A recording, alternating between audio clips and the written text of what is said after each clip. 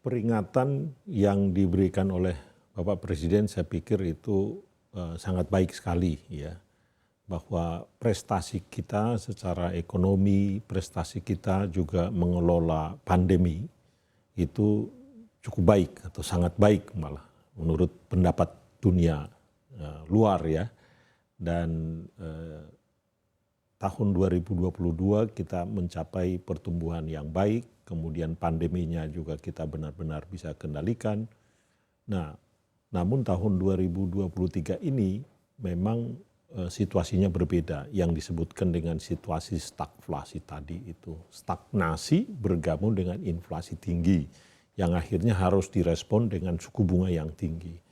Nah, Indonesia menurut saya resep yang kita lakukan dalam kita menangani katakan pandemi dan juga penurunan perekonomian yang waktu itu dalam situasi ketidakpastian adalah harus adaptif terhadap perubahan.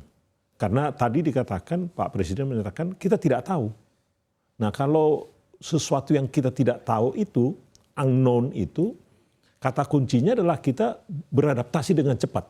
Nah, menurut saya yang dilakukan oleh pemerintah Indonesia ke depan ini, negara ini adalah kita harus siap dengan satu kebijakan yang adaptif. Bisa melakukan perubahan dengan cepat. Jadi jangan pakem A terus ya. Kita belajar dari pengalaman menangani krisis, belajar dari apa yang dilakukan oleh Cina dengan zero COVID policy-nya yang menjadi awalnya benar tetapi seterusnya menjadi salah kan. Nah, ini juga seperti itu. Jadi menurut saya dari waktu ke waktu pemerintah harus bisa melakukan perubahan-perubahan adaptasi dan dia menyesuaikan dengan perkembangan yang sangat cepat yang mungkin kita tidak tahu tadi itu.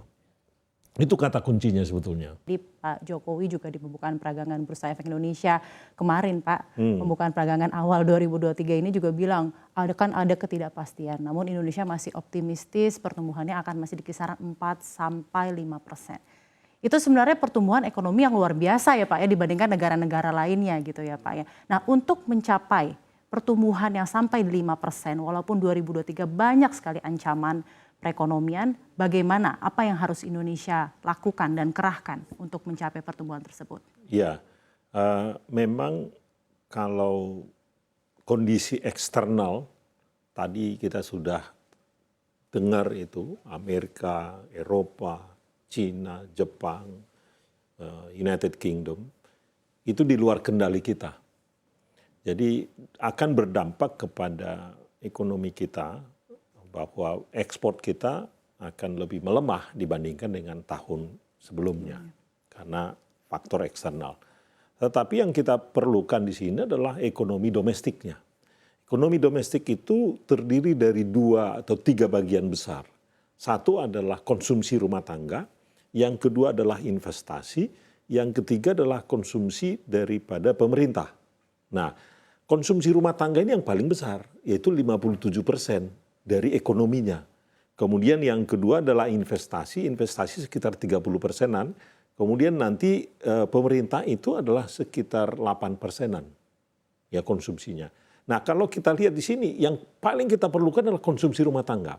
Nah, kalau kita lihat kelompok menengah atas ini, mereka punya tabungan yang besar.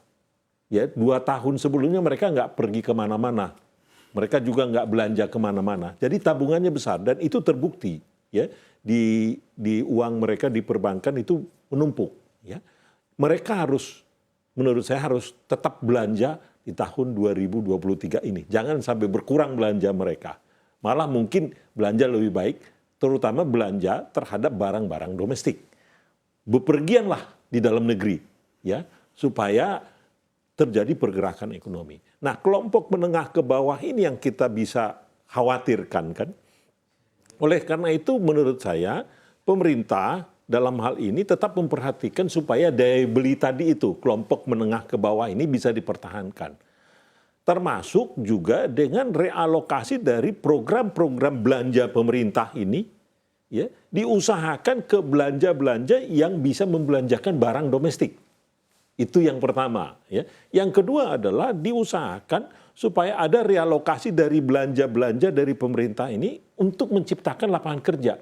Jadi udahlah proyek-proyek infrastruktur, proyek-proyek bangunan apapun, itu usahakan untuk yang padat tenaga kerja. Nah, itu yang utama. Tentu lingkungan investasi bagian yang kedua tadi itu menjadi penting juga. Ya, jadi 3 itu tadi itu. Pemerintah harus membelanjakan uangnya dengan baik dan bila perlu memang belanjakanlah untuk barang-barang dalam negeri, ya termasuk TKDN itu yang sekarang yang kedua adalah lingkungan investasinya, bagaimana supaya para pengusaha ini tidak terganggu, mereka berinvestasi itu 30%, dan satu lagi adalah tadi konsumsi rumah tangga. Itulah resep yang kita bisa lakukan di tahun 2023.